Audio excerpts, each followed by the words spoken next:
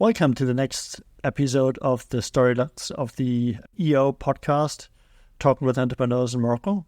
And today we have Abdenour on the show. Welcome, Abdenour. Thank you, Simon, for having me on the show. So let's dig in straight away. Tell us about your journey to become an entrepreneur. I understand you worked for a big international company, OCP, in Morocco, doing phosphates, and you then started your own company. Tell us about that, and maybe a few steps before that, how you got to where you were and then to become an entrepreneur. Okay, so I became an entrepreneur thanks, as you said, to my company, OCP Group, which offered me the opportunity to develop my entrepreneurial idea as a part of the movement initiative that supports project leaders in developing their business or startup within the company. So at that time in 2016, before starting OCP Maintenance Solutions in 2020, I was leading maintenance and digital transformation on the OCP Safi side. And with this position, I had the privilege of exploring diverse topics. And the one that caught my attention was predictive maintenance. So this exploration required me to engage with international service and solution providers, discovering the latest advancement shaping the industry. And it was during these interactions that the idea clicked on my mind. So resonating with, yes, we can develop some things here in Morocco.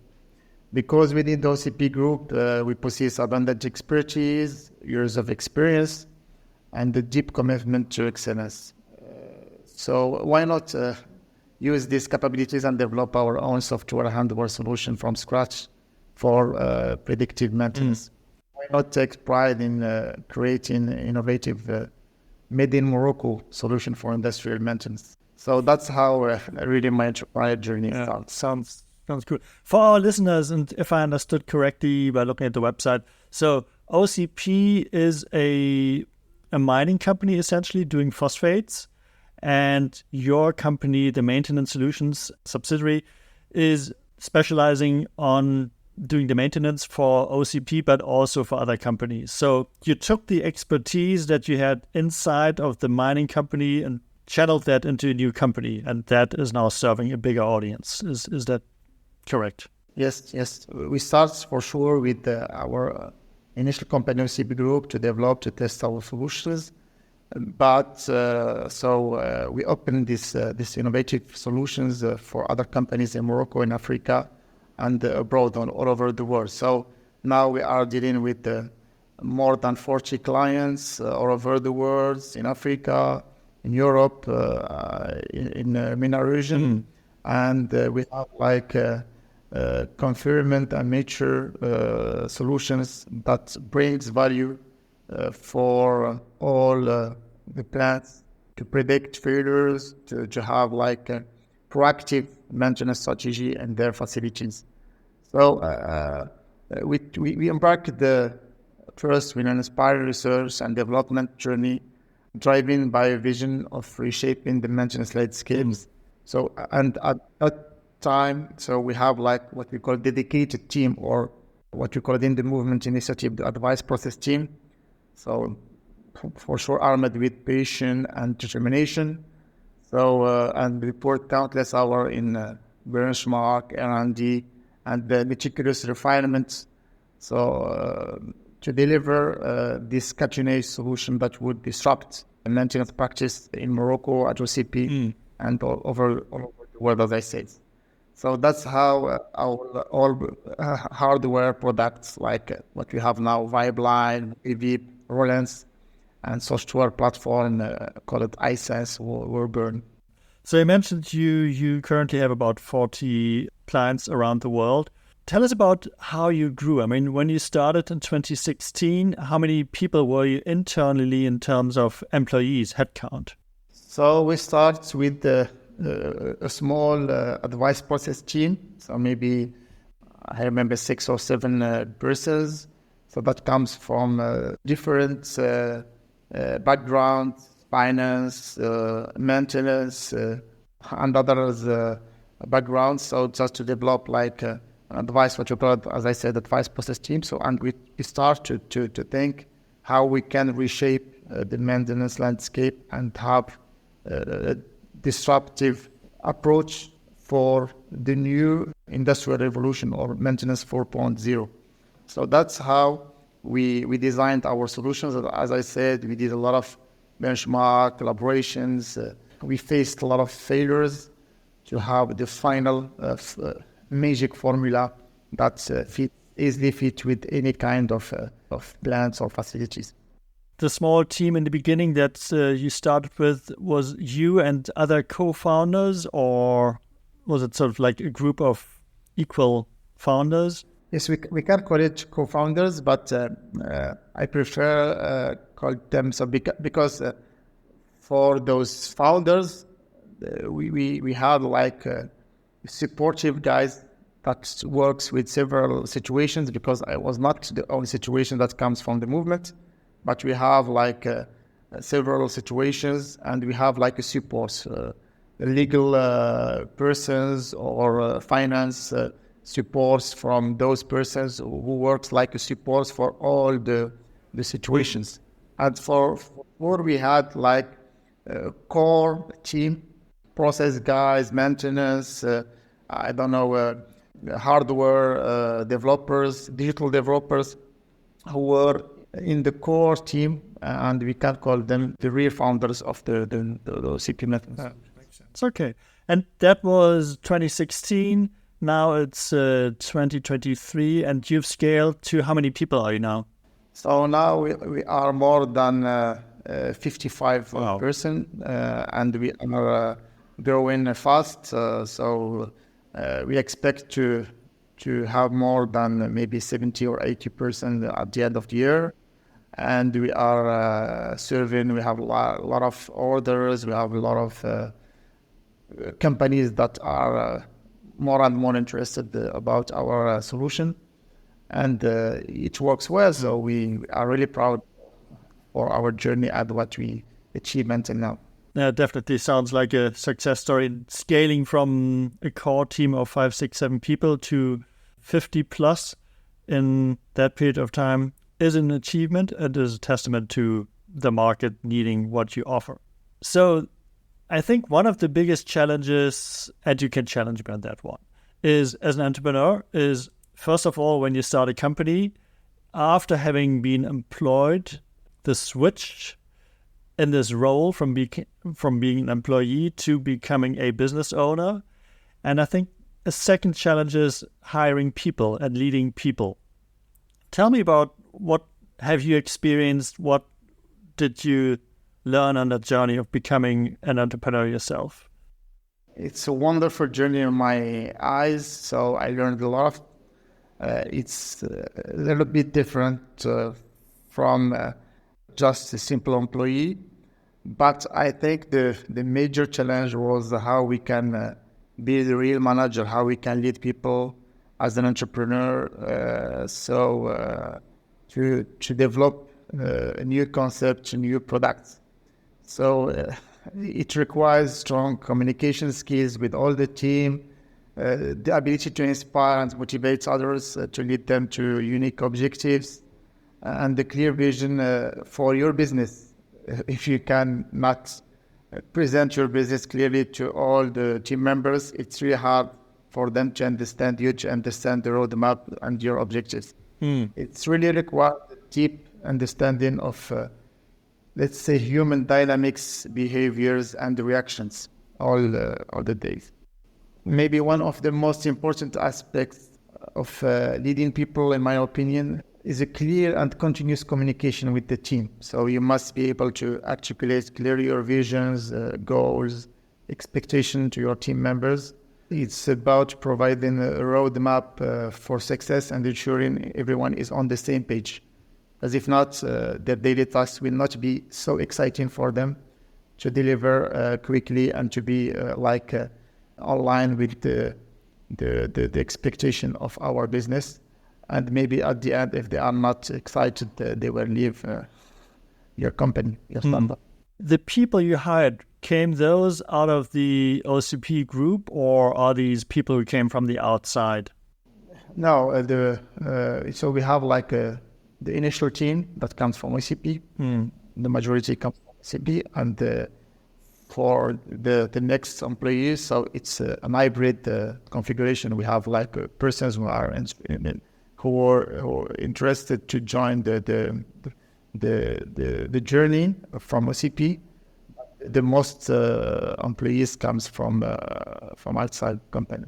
Okay, and because I'd be interested here to learn more about that, because I would think that if you draw people from like an existing company, that you do not have to define a culture from scratch, because there's already sort of a shared mindset, and it's probably easier in terms of building a cohesive culture than it is if you have to hire from the street and sort of like start from scratch with a culture.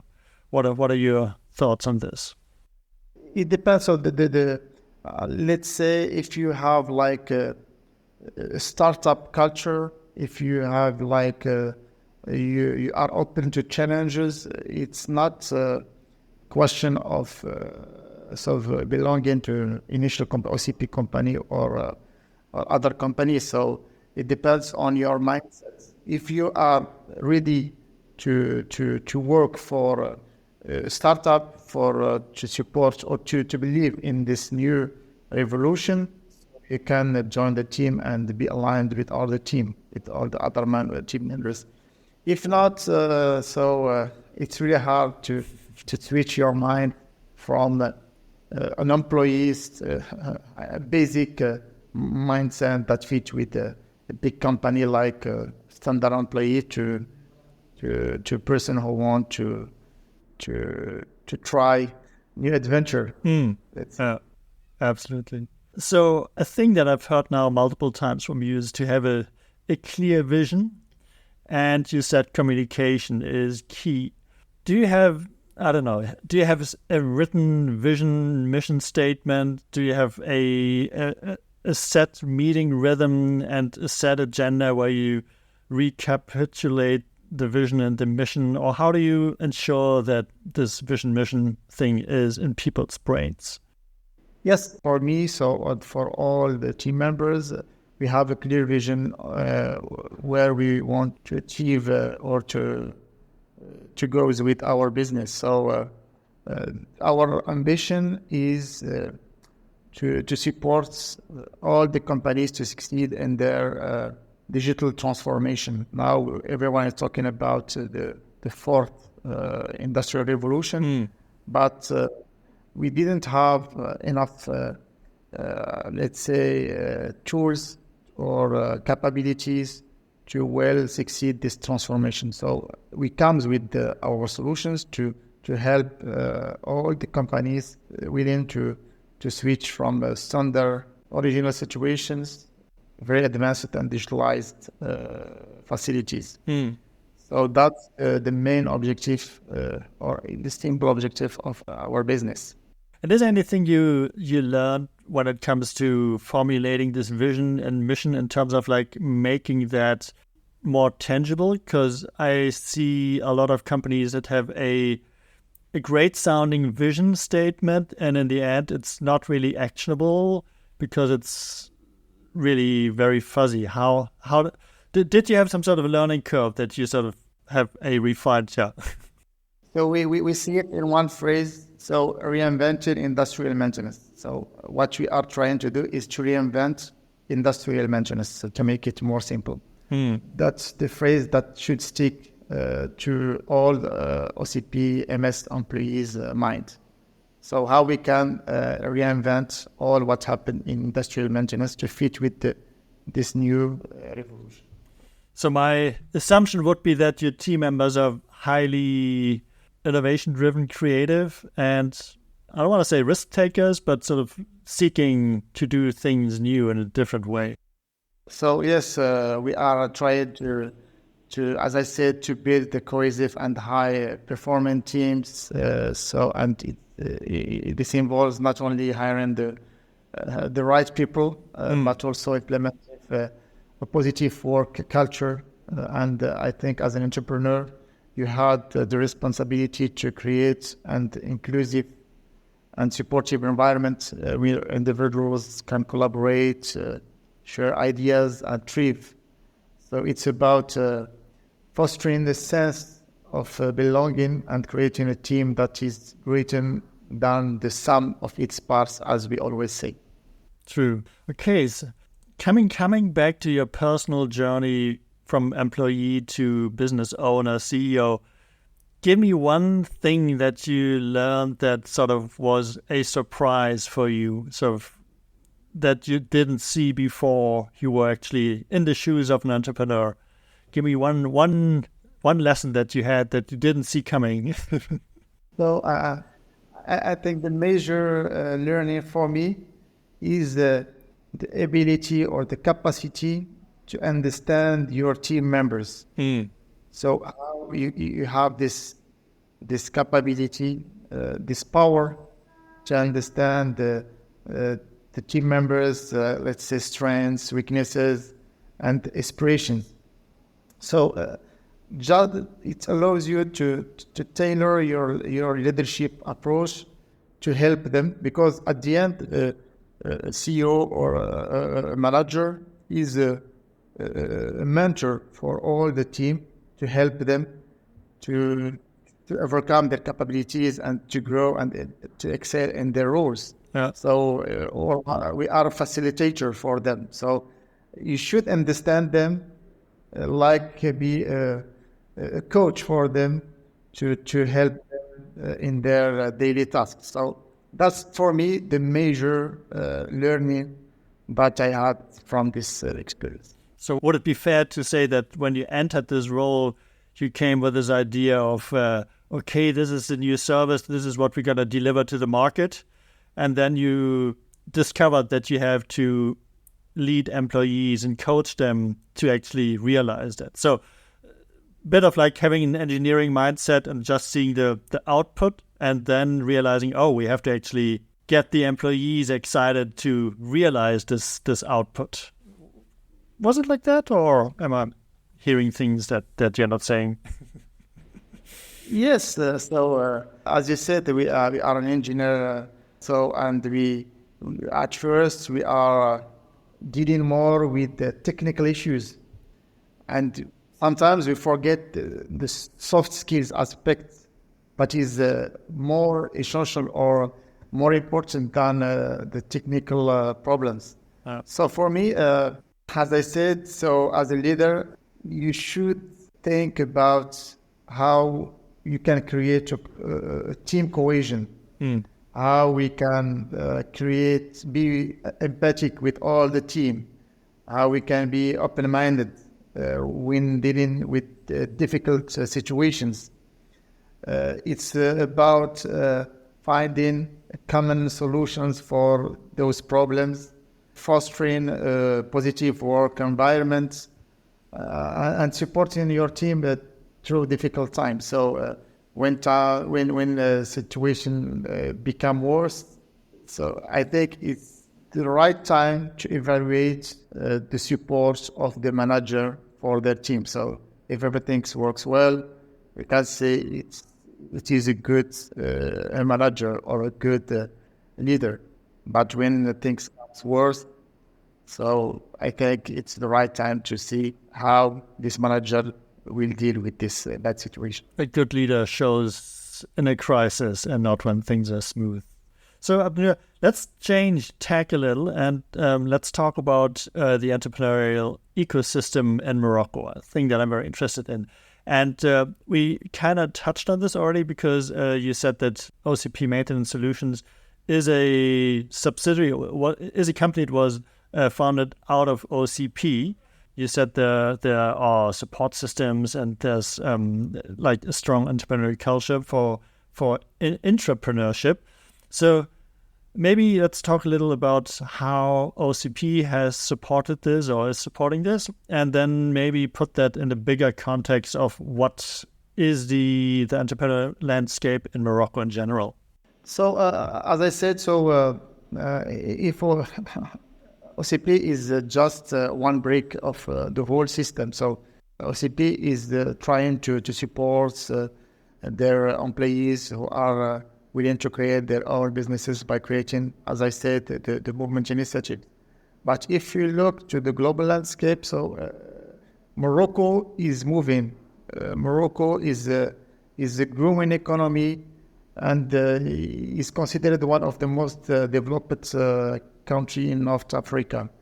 It has a strategic location, cultural richness, and government support, which makes an attractive destination for inside and outside entrepreneurs. So I think Morocco is trying to be more aligned with what happens generally in Europe. So considering the proximity of this to its proximity to Europe and also Africa. So the country serves as a gateway to both markets, and this is a big competitive advantage that offers opportunity for a lot of business, trade, import, exports, expansion into those neighboring countries. I think also we have a big support from Moroccan governments, so that implemented various reforms and initiatives to attract foreign investment to support entrepreneurship, for sure under the wise and proactive orientation of our King Mohammed VI MEPA system. So this includes incentives, streamlines business registration process, and the creation of dedicated business zones. Such initiatives create favorable environment for startups and also big companies to do business and scale up here in Morocco. Cool. And what's like the support structure? I mean, do you have networks? Do you have, I guess you have industry associations? Do you have entrepreneurs clubs where you come together as co-founders, as founders to speak with other founders? What does sort of that system look like? Yes. So the most important things for entrepreneur in general is to build the right network. For me, network is more important than the business on itself. So if you find, for our case, we have a lot of programs, incubation programs from UMCSP, University of Mohammed VI Polytechnics, associated with the big incubators like YC, the others incubator programs. So we have a lot of entrepreneurial communities where we have the opportunity to exchange and discuss our business, to have the right advices and mentorship. And also we have a lot of online programs, forums, when you can also exchange and discuss with experts to have like the wise advice to support your business. And also I can say that you have also, like an entrepreneur, to be more proactive. You have to look or to connect with the right mentors, to attend to the right events, to present your solution, to have feedbacks, to have to participate in speech sessions. So all those events can support you to have or to adapt your path, to have the right journey to develop your business. Absolutely. Yeah. Thank you for sharing these insights. If listeners want to learn more about OCP Maintenance Solutions, what you do, and whether they can hire you for your services, who should they talk to, or how do they best reach you?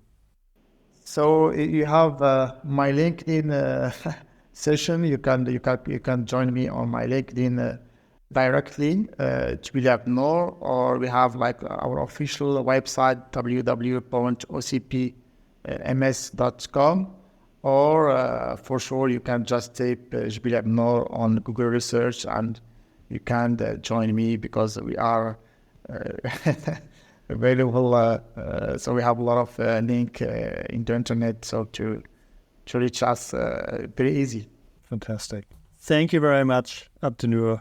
It was a pleasure speaking with you, and I can't wait to visit you.